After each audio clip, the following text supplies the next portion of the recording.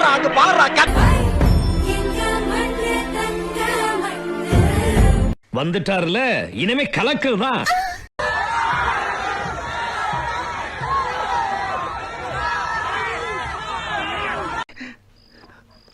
நல்லா இருப்படா போடா. உன்னெல்லாம் ஒண்ணும் பண்ண முடியாது. ஆனா at the same time இந்த திமுக குடும்பம் இந்த பாஜகவோட அண்டர் கிரவுண்ட் டீலிங் மறைமுக உறவுக்காரர்களா இருக்காங்கன்றது தயவு செஞ்சு மறந்துடாதீங்க. இவன் வேற என்னை ரொம்ப டார்ச்சர் பண்றான்டா. வரப்போற தேர்தல்ல அடுத்த வருஷம் வரப்போற தேர்தல்ல நீங்க திமுகவுக்கு ஓட்டு போட்டீங்கன்னா அது பாஜகவுக்கு ஓட்டு போட்ட மாதிரி.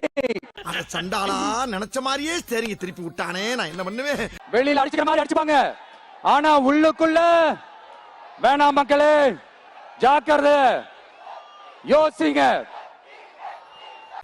ஏண்டா டேய், எனக்குன்னே வருவீங்களாடா? ஏன்ட்ட சரசம் பண்றக்கே ஓட்டாப்பே உங்களை பெற்று விடுறாங்களா? திரும்பவும் சொல்றேன், 2026ல ஒன்னு இன்னொன்னு ஒன்னு இன்னொன்னு. நான் ஜோக்கரா?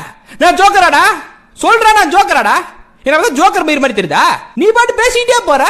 அதாவது ஒன்னு மாபெரும் மக்கள் சக்தி கொண்ட எளியோரின் குரலா இருக்கிற களத்துல இருக்கிற டிவிக்கு, இன்னொன்னு கொள்கை என்ற பேர்ல மக்களை ஏமாத்திக்கிட்டு கொள்ளையடிச்சுக்கிட்டு தமிழ்நாட்டை ஏமாத்துற இந்த டிஎம்கே. ஆஃப் பண்ண சொல்றாங்க. டேய் அவன ஆஃப் பண்ண சொல்லு. டேய் யாரு அது? வேணும்னே பண்றானுங்களா? டேய் என்ன வேணா? டேய் அவன போய் சொல்லிட்டு வாடா. என்ன வேணுமாமா உனக்கு? சீமான் இருக்கார்ல, அவர் வந்து அன்னைக்கு வந்து விக்கிரபாண்டி மாநாட்டுக்கு முன்னாடி என் தம்பியை நான் தான் வர சொன்னேன், என் தம்பிக்கு வந்து நான் ஆதரவு தெரிவிப்பேங்கனாரு.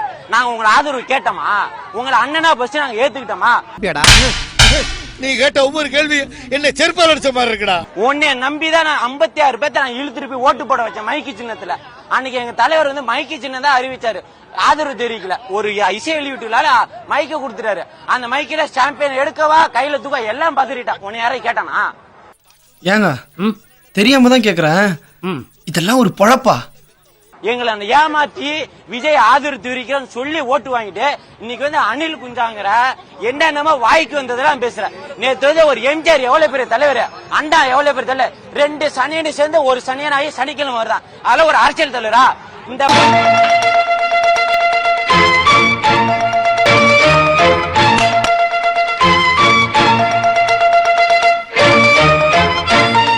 நாங்க வந்து அண்ணன் தம்பி போன 2 நாளைக்கு முன்னாடியே பேட்டி கொடுக்கிறாரு. என்ன சொல்றாருன்னா, அண்ணன் தம்பிக்குள்ள பிரச்சனை உண்டாக்குறீங்கன்னு கேக்குறாரு.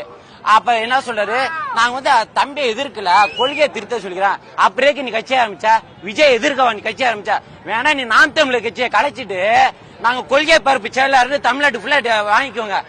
நண்பர்களே, அசையாத மரம் ஒன்று உய்ந்தது கீழே. உன்னை அமைச்ச கொள்கை திருத்த சொன்னானா? அன்னைக்கு திராவிடத்துக்கும் தமிழருக்கான போர் எங்க இருந்து வந்த? எத்தனை படம் டைரக்ட் பண்ணிருக்க, எத்தனை படத்துல நடிச்சிருக்க? உன்னை வர நடிகர் சித்தரிக்கிறோமா? இல்ல நாங்க உங்களை பத்தி எதுவும் பேசுறோமா? மைக்கா எடுத்து பேசுற அணில் குஞ்சா அணில் குஞ்சா. இந்த அணில வச்சுதான் நீ 8% ஓட்டு வாங்கின, அதை மறந்துடாதீங்க என்னைக்கும். மனுஷனாவீங்க ஒரு ஈவிரக்கம் இல்லாம நடந்துக்கிறாங்க. நாங்கள எதிர்க்கிறது நாங்க நோக்கமே கிடையாது. நாங்க பட்டே மக்கள் பணி செய்யறதுக்கே எங்க தளபதியை கொண்டு வரோம். உனக்கு ஓட்டு வருதா வரலையா, உனக்கான மக்கள் பணி இருக்குல்ல, நீ அதை பத்தி பேச வேண்டியதானே. எதுக்கு தளபதியை பத்தி பேசணும்? அவர் என்னவா பண்ணிட்டு போறாரு? சனிக்கிழமை வர்றாரு, ஞாயிற்றுக்கிழமை வர்றாரு, என்னமா வர்றாரு? எங்களை பார்க்க வர்றாரு. இந்த ட்ரிப் அடி கொஞ்சம் ஓவரா பேசாதடா. ஓடி போயிட்டு ஓவர் நான் கேக்குறேன், அசிங்கப்படுத்திட்டீங்களா? நிறுத்திட்டல. ஏன் ஒண்ணு கேளுங்க. ஏன் ஒண்ணு? ஊர்ல ஆளை கூட்டு வரதான். ஆளுங்க ஊர்ல ஒரு பையன் இல்ல. ஜெயிக்கிற அடுத்த விஷயம், எங்க தளபதிக்காக கூட நிப்பான். 2026 எங்க தளபதி பின்னாடி தான் நிப்பான். அதுக்கு பின்னாடி நாங்க வாழ்வா சாவா எங்க இளைஞர் படை எல்லாமே எங்க தளபதி பின்னாடி தான். ஆனா பேபி, இந்த மாதிரி தீவிர ரசிகர்கள் உனக்கு இருக்கிற வரைக்கும் தமிழ்நாட்டுல உன்னை யாரும் அசைச்சிக்க முடியாது. பாக்குறவங்க கொஞ்சம் ஹெல்ப் பண்ணப்படாது? நீ கேட்கலையே. கேட்டா தானா?